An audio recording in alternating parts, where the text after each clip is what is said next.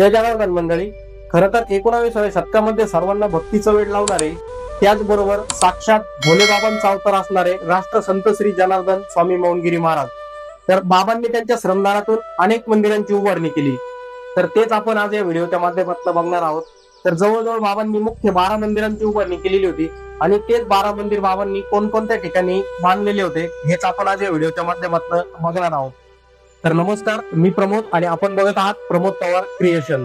तर पहिले मंदिर बाबाजींनी अंदरसूल नागेश्वरी या ठिकाणी श्री टेकेश्वर महादेव मंदिर बांधले आणि या टेकेश्वर महादेव मंदिराच्या अगदी जवळ बाबाजींची एक कुटिया होती आणि त्या कुटियाच्या खाली एक भुयार होते आणि त्याच भुयारामध्ये बाबांना साक्षात नागेबाबांनी दृष्टांत दिलेला होता आणि येथे त्यांनी जवळजवळ 1.5 लाख मंत्रांचा जो जप होता तो 1.5 लाख मंत्रांचा जप त्यांना नागेबाबांनी दृष्टांत दिल्याच्या नंतर तो बाबाजींना मिळालेला होता. त्यानंतर दुसरे मंदिर बाबाजींनी जातेगाव येथे पिनाकेश्वर महादेव मंदिर बांधले आणि याच पिनाकेश्वर महादेव मंदिरामध्ये ज्यावेळेस बाबाजींना अंदरसूल या ठिकाणी जो साक्षात नागेबाबांनी दृष्टांत देऊन जो 1.5 लाख मंत्रांचा जो जप दिलेला होता तोच जप बाबाजींनी पिनाकेश्वर महादेव मंदिरामध्ये पूर्ण केलेला होता.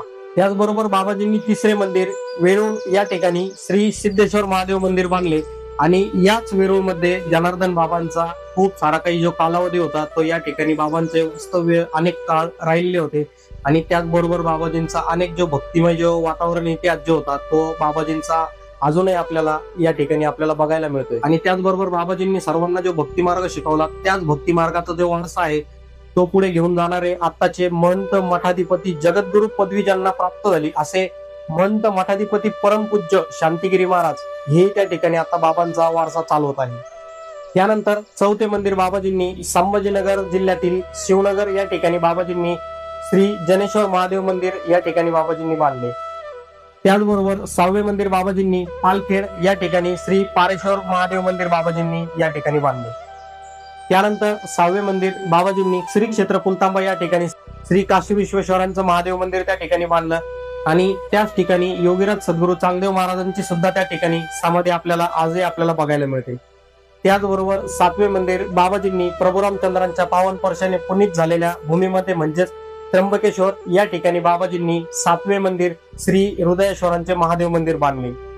त्याचबरोबर 8वे मंदिर बाबाजींनी नाशिक तपोभूमी या ठिकाणी श्री सर्वेश्वरांचे महादेव मंदिर सुद्धा बाबाजींनी या ठिकाणी बांधले. 9वे मंदिर बाबाजींनी मालेगाव तालुका साकोरी या ठिकाणी श्री मौनेश्वर महादेव मंदिर सुद्धा बाबाजींनी या ठिकाणी बांधले. 10वे मंदिर बाबाजींनी श्री काशी विश्वनाथांचं महादेव मंदिर या ठिकाणी बाबाजींनी बांधलंय आणि त्याच मंदिराच्या अगदी जवळ म्हणजे तेथेच बाबाजींचं समाधी स्थान आहे. आणि कोपरगाव ही एक बाबांची अशी भूमी होती की बाबांनी अनेक काळ कोपरगाव मध्ये सुद्धा वास्तव्य केलेले होतं. त्याचबरोबर 11वे मंदिर बाबाजींनी नाशिक जिल्ह्यामध्ये असलेल्या सातपूर मध्ये बाबाजींनी श्री नीलकंठेश्वर महादेव मंदिर सुद्धा बाबाजींनी या ठिकाणी बांधले.